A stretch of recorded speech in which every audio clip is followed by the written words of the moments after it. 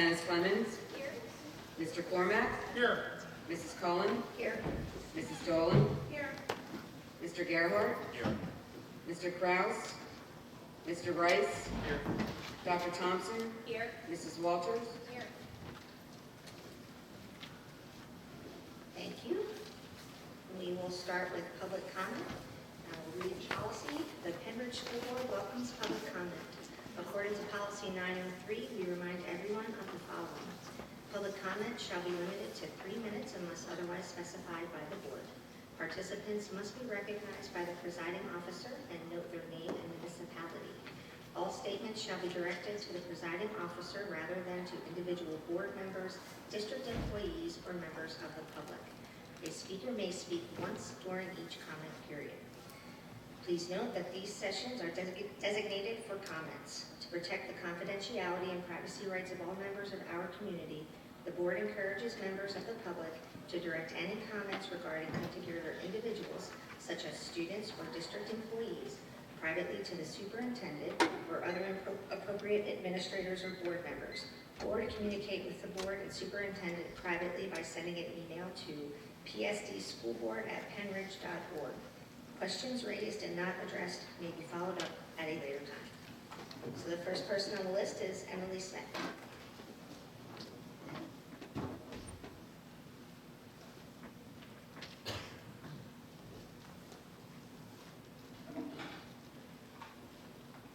Good evening. My name is Emily Smith. I hail from East Rock Hill. I wanted to comment today on the social media policy for board members, or more specifically, the lack of a social media policy.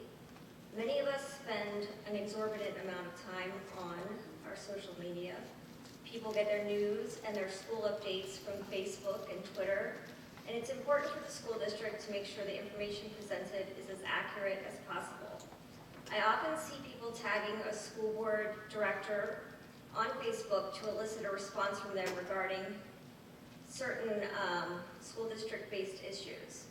On one specific occasion, a board member responded about a news report on lead in our water, and that member stated the district never received an email from the reporter.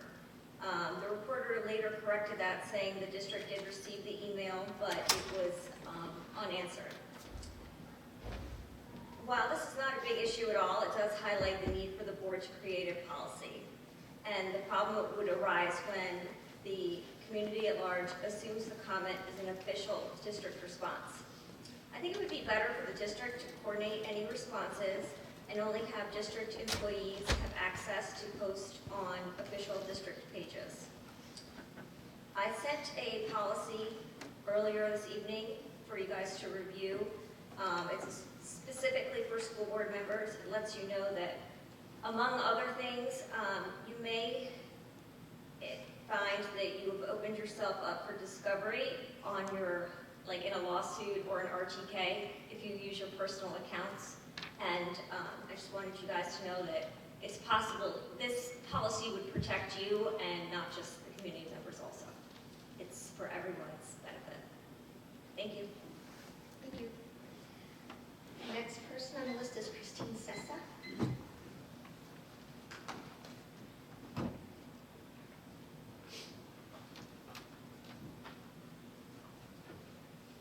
Christine Sessa, Privacy Borough. In December, our son Andrew passed away. My husband and our 17-year-old Penridge senior were both home at the time, but I was out of state. Less than 3 hours after I was made aware that my son passed away, Penridge chose to release my son's name and claimed his cause of death without our knowledge or consent.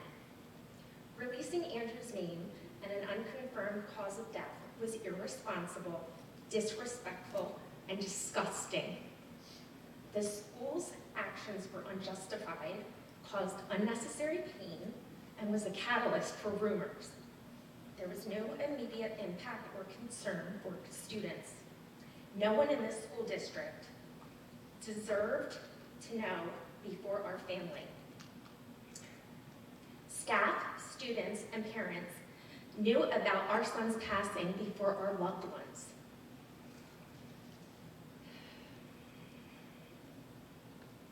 Our oldest son, a 2018 Penn Ridge grad, is serving out of state in the military. He was on watch that night, receiving calls and texts regarding his brother's death. That's infuriating. You created a sense of entitlement for parents and students who have no personal relationship with us to reach out to myself, my children, and my family, and my friends. We plan to memorialize Drew's life quietly with only those closest to us. The Red Cross arranged for our oldest son to come home so we could navigate this together. Our senior needed to stay focused to successfully graduate. He is already committed to attend Marine boot camp. We were entitled to privacy and time to grieve as a family. My sons lost their best friend, their little brother. Andrew's close friends should have been notified privately by us and consoled by their parents. Our son should not be remembered by an announcement, an email, or horrifying rumors of how he passed. Drew and his brothers deserved respect and empathy. Going forward, it should be expected that you verify information with parents, allow them to determine what specific information can be disclosed, and verify when and with whom the information can be shared with.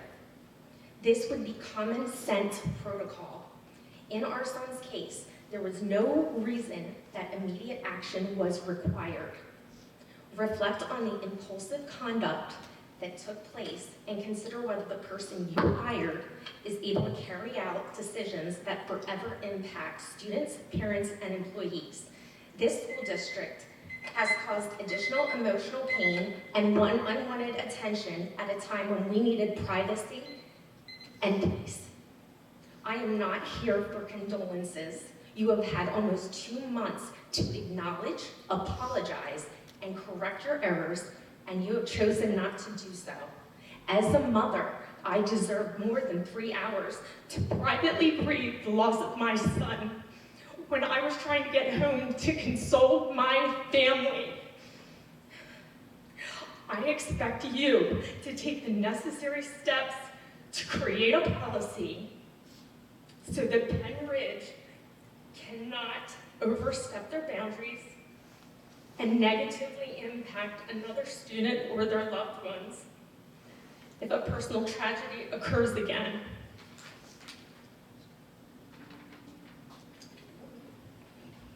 Mrs. Sessa, thank you. And Mr. Sessa, this is the new year tonight as well. So before you come up, sir, thank you. That had to be really, really hard. So I appreciate that you come and express that. We are extremely sorry for your loss. We cannot imagine what your family has been going through, as well as the friends of your family from that standpoint. As we have before, we again do apologize for adding to your hurt that evening. That was not anyone's intention. Whenever there are emergency situations, we rely on people who are experts in those fields, and we got advice in terms of how to communicate and handle that. We have since met with them and debriefed multiple times based on your feedback and the feedback from your family about how you felt as though we should have handled that evening, and have talked about that, God forbid, that we're in that situation again and we need to do that. We've taken that and included that in terms of our responses moving forward. So it obviously was not our intention to hurt anyone in your family and to bring pain to that, and I am very sorry that we did. Thank you, Dr. Bolton, and we are very sorry for your loss. Mr. Sessa, did you want to speak?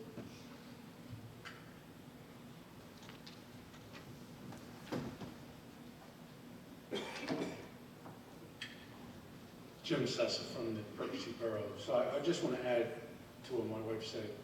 Sitting at my table with our minister, when I got a call, a voicemail, we immediately responded. I could not, but the minister tried.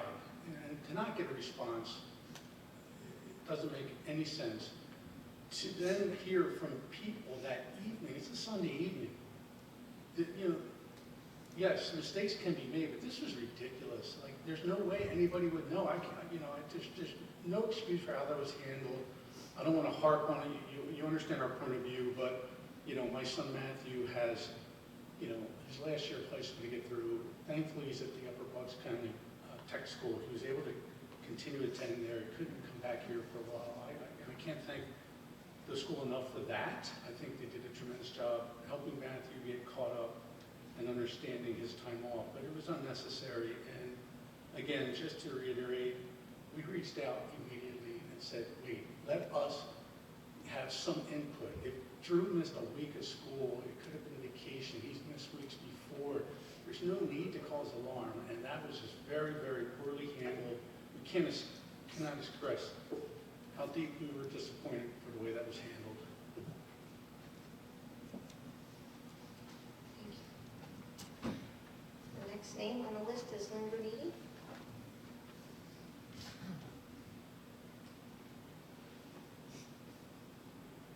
Hi, Lynn Bernini from East Rock Hill.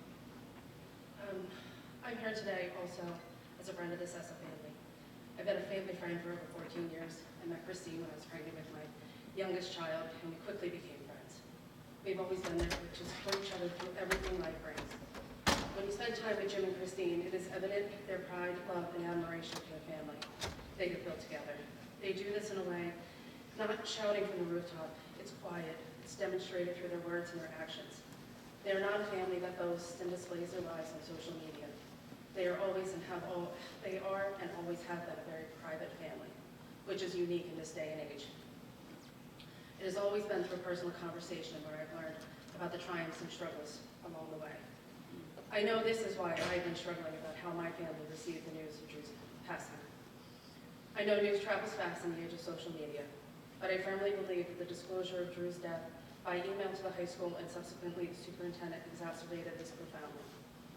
I received a text on December 9th from a former mutual friend of Christine and myself, asking me to please tell her what she heard wasn't true.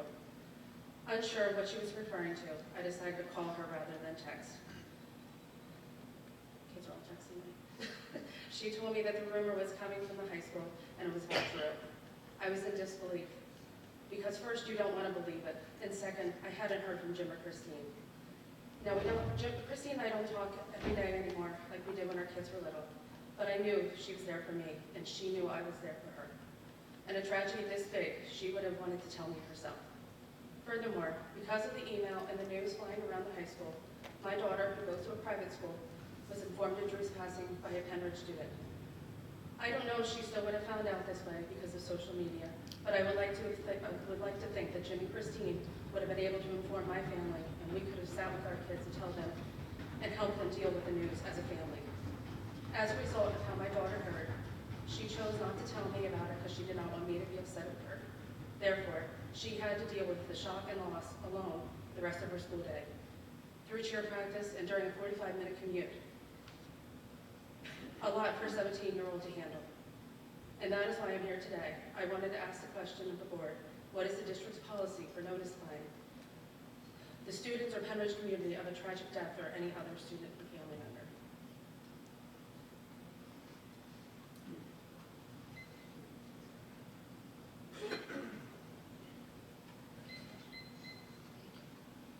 There are no other names, but if anybody else wants to speak for public comment? Seeing none, we'll move on to the superintendent's report. Dr. Holcomb. Thank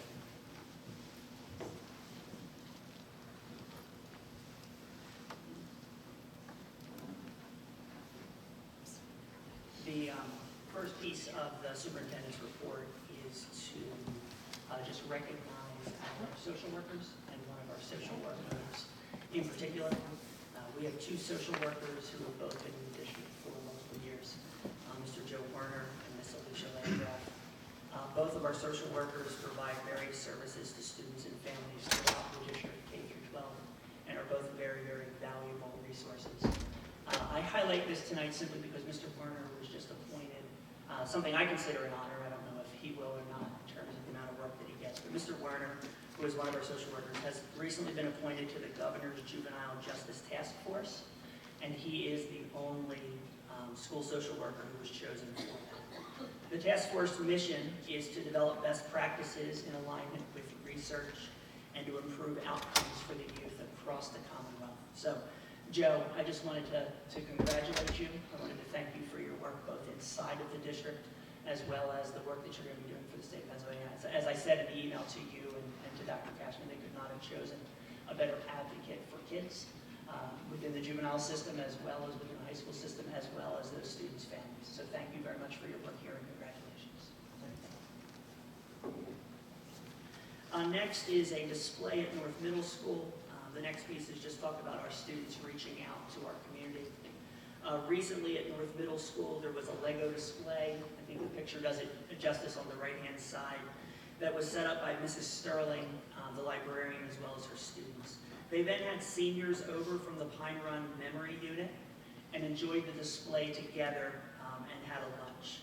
They worked on building Legos together, as well as watched a movie created by the student who had set up a Lego set that took him more than 8 hours, and there's a time-lapse photo for that.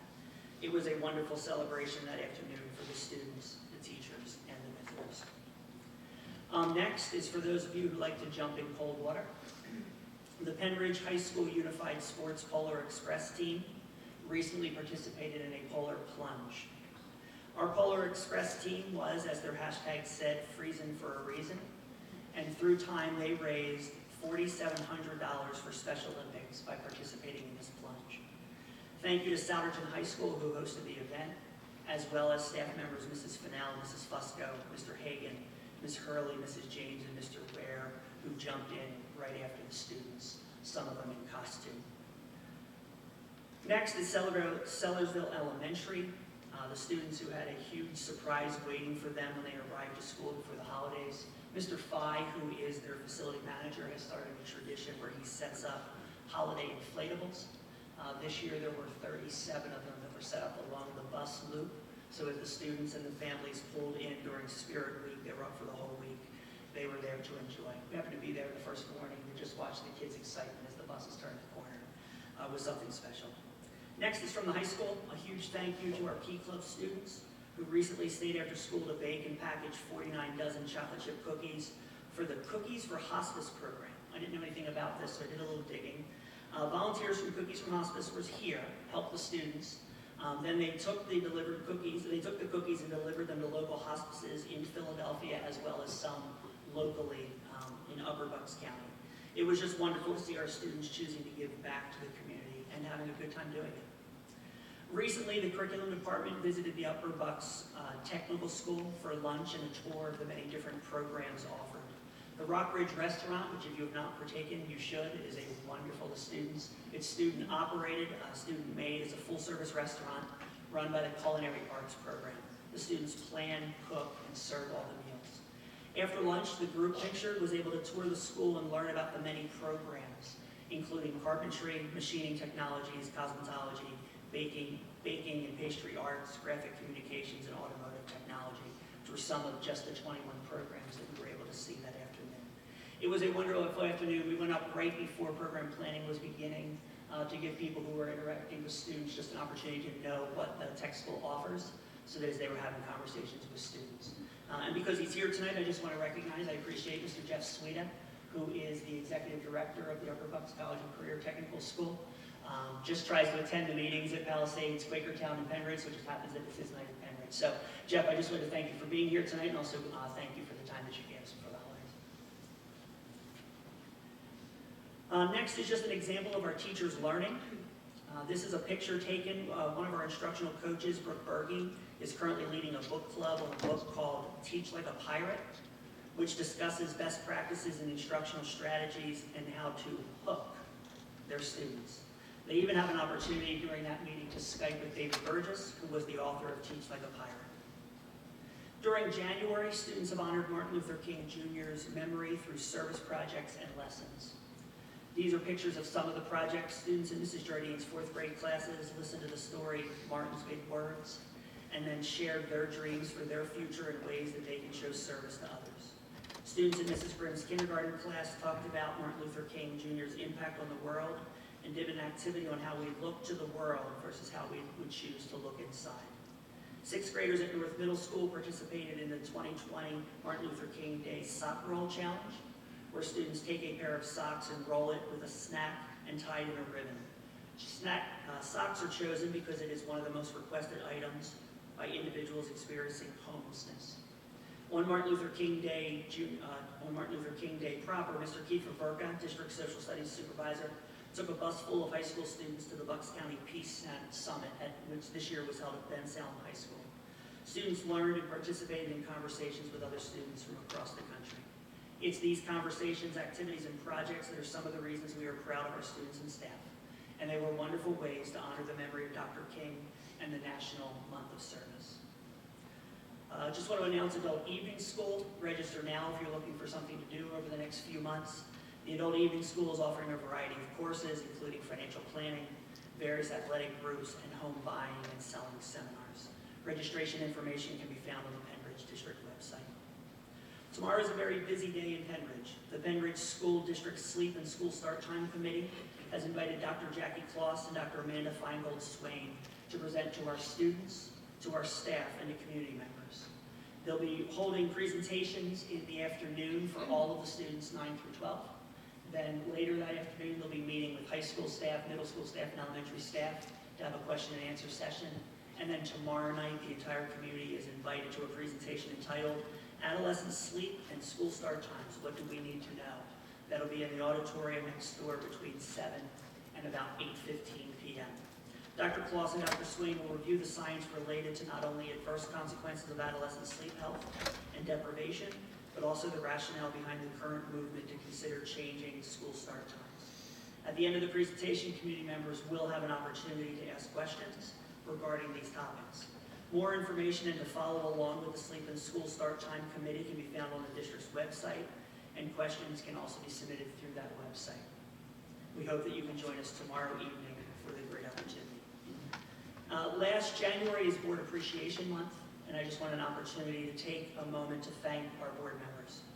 These men and women on the stage are a hardworking team and take very seriously their advocacy for students, staff, parents, and all members of the Penridge community. These volunteer positions require multiple evening presentations, reading, and thinking about ways to best improve the school district. I am so appreciative of their service and support for all that they do of Penridge. We have given each of them a bag of Penridge swag tonight as a sign of our thanks. I would also like to show our appreciation with a round of applause. Thank you all very much.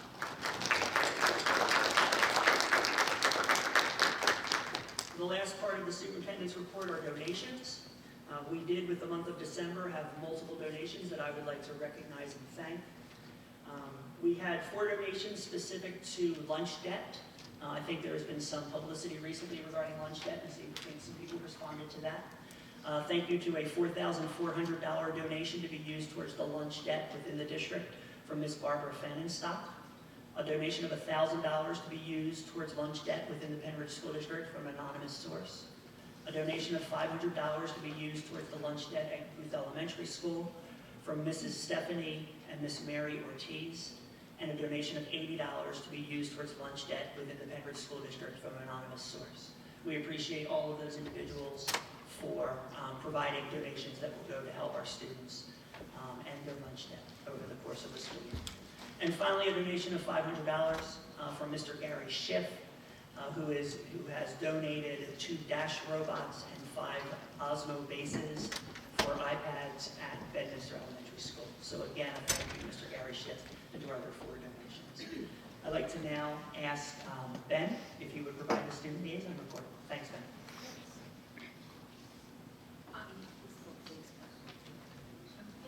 How about that? All right. Good evening. I'm Ben Steinman, and I'm a representative from Student Council, and I'm just here to give an update for our current events. First of all, we're getting very excited for our Winter Ball, which will be held the evening of February 1st, coming up very quickly.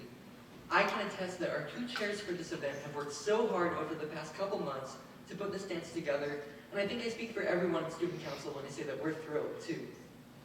This week we started ticket sales for students during lunches and after school. Tickets are $10, and the dance will have a gold and white color palette and a winter theme.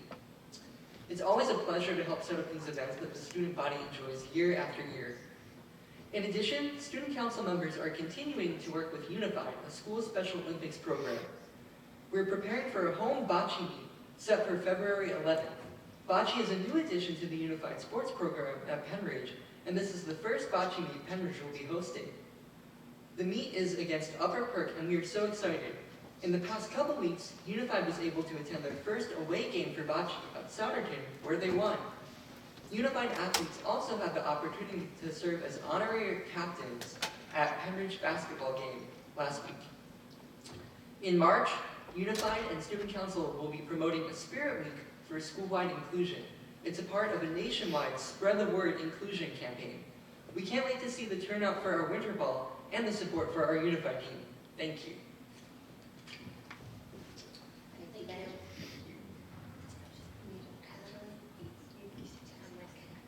Ms. Greening, I just want to step back a second. If you want to provide your contact information for the school district to respond to you, you just leave that. I want to get you just in case you don't stay for the meeting. Thank you.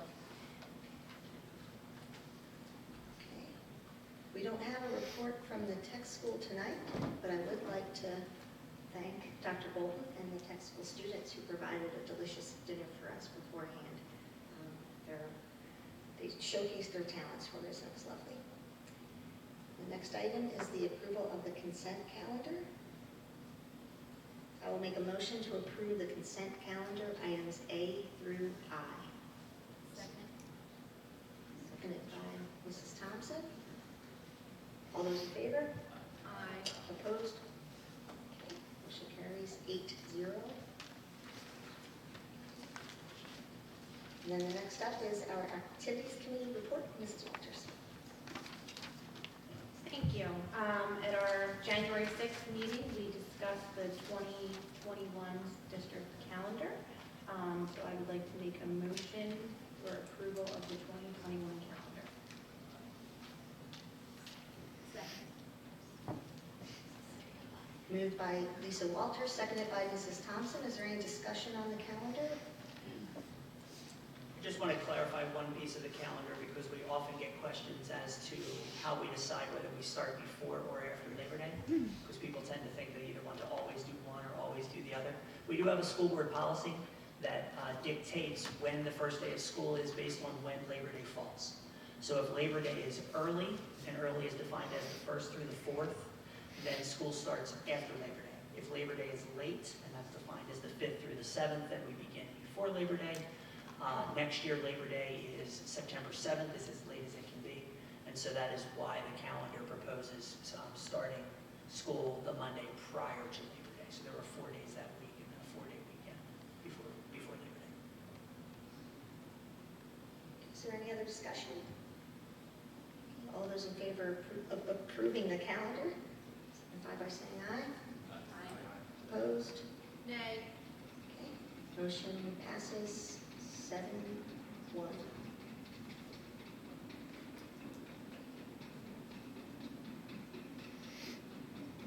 Mrs. Walters. Turn it on. Our next activities committee meeting is Monday, February 3rd. And next up is the curriculum committee for myself. We did meet on January 6th. We had a presentation on our STEM programs and a little bit of a update on the sleep study, but we don't have any motions this evening. The next curriculum committee meeting is scheduled for Monday, February 3rd. We'll move on to the facilities committee report. Mr. Kraus can't be with us this evening, so I will give his report. I have a motion to approve obsolete items listed A through B. Seconded by Mr. Rice. Is there any discussion on the obsolete items? Okay. All those in favor? Aye. Opposed? Okay, motion carries 8-0. The next motion is to approve change orders, and I will read them. Myco Mechanical, a $35,120 decrease, and JBN Mechanical, a $7,145.23 increase. Decrease, sorry. I was very happy that there were decreases, but yes, decrease. Yeah, I'm not used to saying it, so it's about almost $43,000 in decreases. Any discussion? Seconded by